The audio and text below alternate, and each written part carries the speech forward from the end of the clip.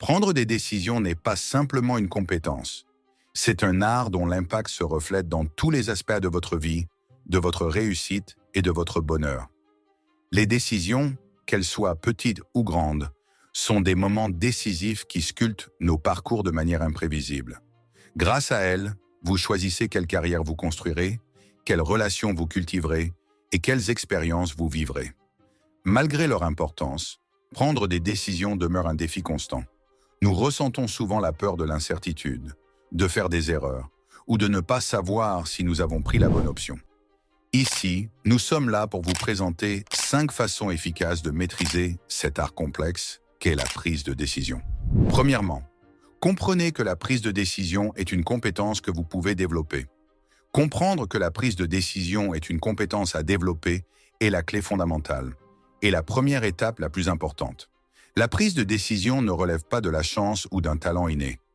C'est une compétence qui peut être améliorée par la pratique et l'apprentissage. Comme toute autre compétence, que ce soit le patinage artistique ou la peinture, votre capacité à prendre des décisions judicieuses s'améliore avec le temps. Adopter cette vision, c'est la première étape pour améliorer vos capacités décisionnelles. Imaginez que la prise de décision est un muscle que vous pouvez renforcer par un entraînement régulier. Chaque décision que vous prenez est une opportunité d'exercer et de développer cette compétence. En comprenant que vous pouvez améliorer votre capacité à prendre des décisions, vous vous ouvrez à la croissance dans ce domaine de la vie. Vous devenez plus calme et plus confiant face à l'incertitude, car vous comprenez que vous êtes en train de développer cette compétence. Vous vous permettez de faire des erreurs pour en tirer des leçons, et c'est exactement ce que nous voulons que vous compreniez avant de passer à la deuxième étape. Deuxièmement, créez une liste « Je ne ferai jamais ces choses ». Maintenant que vous avez compris la première étape et que vous pouvez prendre des décisions avec aisance et confiance, même si certaines sont bonnes et d'autres moins, la question est, comment pouvez-vous encore vous améliorer? Voici le plan. Je veux que vous passiez du temps chaque jour à dialoguer avec vous-même et à écrire une liste de préférences. Qu'aimez-vous lors de vos achats? Quelles sont vos meilleures options au restaurant?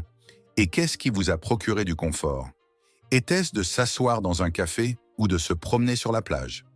Mais surtout, réfléchissez aux actions ou décisions qui causent continuellement des problèmes et mènent à des résultats négatifs et concentrez-vous sur le fait de ne pas les répéter. Par exemple, si certains comportements ont provoqué des tensions dans vos relations, comme des disputes incessantes ou le fait de ne pas écouter suffisamment pour comprendre les autres, ou si vous avez remarqué qu'à chaque sortie vous dépensez trop, créant des problèmes financiers, écrivez-le. Travaillez à vous améliorer. Il pourrait être sage d'éviter les achats inutiles et de planifier votre budget avec soin, ou de communiquer plus efficacement et d'écouter davantage votre conjoint, vos enfants ou vos amis. Apprendre de nos erreurs est crucial, et c'est ainsi que vous commencerez à prendre de meilleures décisions à l'avenir. Donc, lorsque vous remarquez qu'une action ou une décision mène constamment à des résultats négatifs, c'est un signe que vous devez changer d'approche. Maintenant, qu'en est-il des décisions exceptionnelles et décisives? Cela nous amène à la troisième étape. Troisièmement, étudiez les probabilités. Dans le domaine de la prise de décision, l'incertitude sera toujours votre adversaire. Il est rare de se retrouver dans des situations où toutes les options et les résultats sont parfaitement clairs. Alors, au lieu de chercher une certitude là où il n'y en a pas, essayez de prendre des décisions basées sur les probabilités et les résultats attendus. Demandez-vous, quelles sont les chances que différents résultats se produisent et quel est l'attrait de ces résultats? Imaginez un instant que vous devez décider si vous allez accepter une offre d'emploi dans une nouvelle ville. Vous ne pouvez pas prédire tous les détails de votre future vie là-bas, mais vous pouvez analyser les points positifs et négatifs potentiels. Ce travail offrira-t-il des opportunités de croissance professionnelle? Quelle est la probabilité que vous appréciez vivre dans cette nouvelle ville? Réfléchissez à ces facteurs, pesez-les attentivement et prenez votre décision en vous basant sur les probabilités. Et avant tout cela, commencez par une prière pour obtenir des conseils, puis choisissez ce vers quoi votre cœur penche. Quatrièmement, consultez les autres. La prise de décision ne doit pas toujours être une tâche solitaire. Souvent, il est utile de bénéficier de multiples perspectives et d'idées avant de faire un choix. Même les plus grands dirigeants et présidents ont leurs propres conseillers. Mais voici un conseil du docteur Yasser Al-Hazimi. Avant de consulter qui que ce soit, assurez-vous que la personne possède ces 3 qualités. Premièrement, elle doit être sage dans sa façon de penser. Deuxièmement, elle doit bien vous connaître. Et troisièmement, elle doit être bien informée sur votre situation et le sujet en question. Cinquièmement, évaluez la qualité de votre décision. Une bonne décision ne garantit pas toujours un résultat positif. Parfois, malgré nos meilleurs efforts, les choses se déroulent différemment de ce que nous attendions.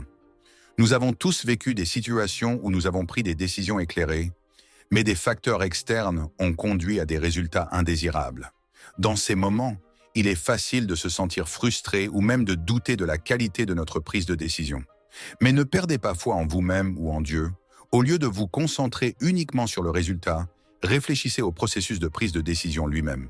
Avez-vous rassemblé les informations pertinentes? Avez-vous examiné les avantages et les inconvénients? Avez-vous pris le temps de bien réfléchir? Posez-vous ces questions. Partagez avec nous dans les commentaires si vous aimeriez une deuxième partie sur ce sujet et laquelle de ces étapes, selon vous, aura le plus grand impact sur votre capacité à prendre des décisions. Et n'oubliez pas de nous laisser un like si vous avez apprécié cette vidéo et de vous abonner et de cliquer sur la cloche de notification. À très bientôt dans la prochaine vidéo.